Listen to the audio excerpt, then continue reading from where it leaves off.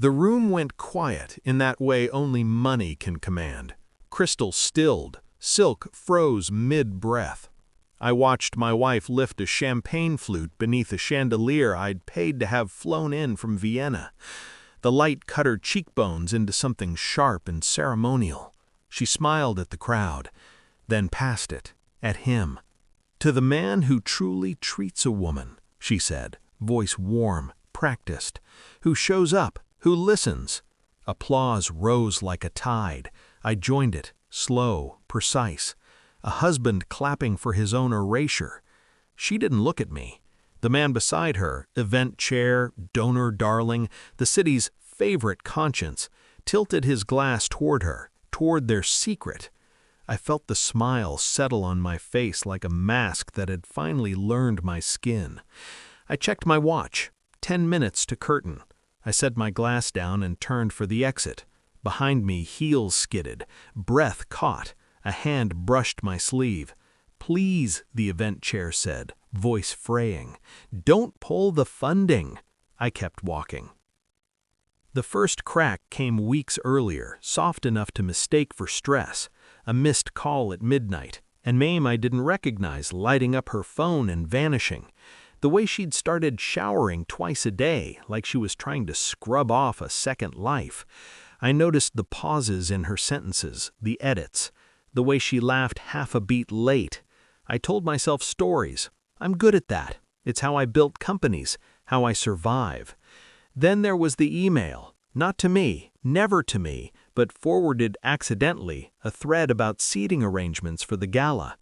Her name was there, bolded. Mine wasn't. A line at the bottom, casual as a blade. He prefers discretion. I didn't ask who he was. I started listening instead. I learned the cadence of betrayal. It has a rhythm, the phone angled away, the sudden affection when guilt spikes, the strategic fight to justify distance. I kept my voice even. I kissed her forehead. I took notes in my head like an accountant auditing a ghost. I pulled phone records, not the content, patterns. A number that spiked whenever she said she was working late. A number that went silent when I was home. I watched her calendar rearrange itself around that silence. I funded the gala anonymously. 15 million routed through a foundation with a name no one traced back to me. I wanted a stage. I wanted witnesses. I watched the event chair up close as he rehearsed speeches, shook hands, practiced humility. He had the clean confidence of men who believe the room belongs to them. When he spoke to my wife, his posture softened, ownership masquerading as care. Still, I didn't confront. Truth tastes better when it's cold.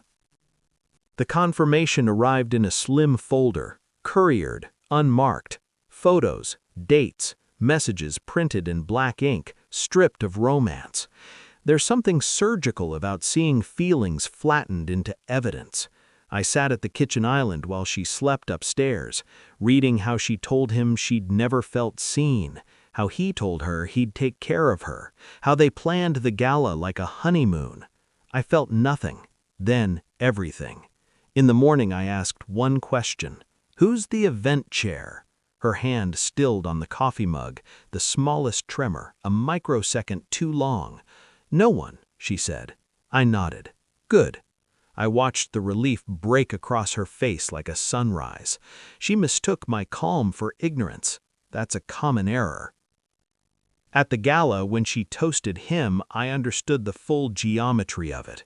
The audacity wasn't the affair, it was the assumption that I was background, that my money was air.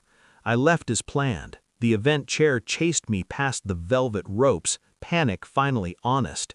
Please don't pull the funding, he said again. Sweat cut lines through his composure. We need... I know, I said. My voice didn't rise. That's why I'm here. I handed him a phone, my phone, open to an email draft addressed to the board, the press, the city. Subject line already written, attachments queued. His face emptied. I funded this, I said, anonymously, because I wanted to see who you are when you think no one is watching. He swallowed. We can talk. We are. I pressed send. Inside, the music faltered. A murmur spread. Phones lit up like fireflies. The screens filled with a story no one rehearsed. Conflicts of interest, private messages, timelines. A public man stripped to metadata. My wife found me then, breathless, mascara intact but eyes unmoored. "You did this," she said. I looked at her, really looked, at the person who thought love was a stage and loyalty a prop. "I finished it," I said. The room convulsed without me. I stood outside under the night sky I'd rented for the evening, listening to consequences arrive. The event chair didn't beg again. My wife didn't cry. There was nothing left to perform. I felt lighter, not healed, clear. Some truths don't ask for forgiveness. They ask for distance. I walked away, already forgetting the sound of their applause.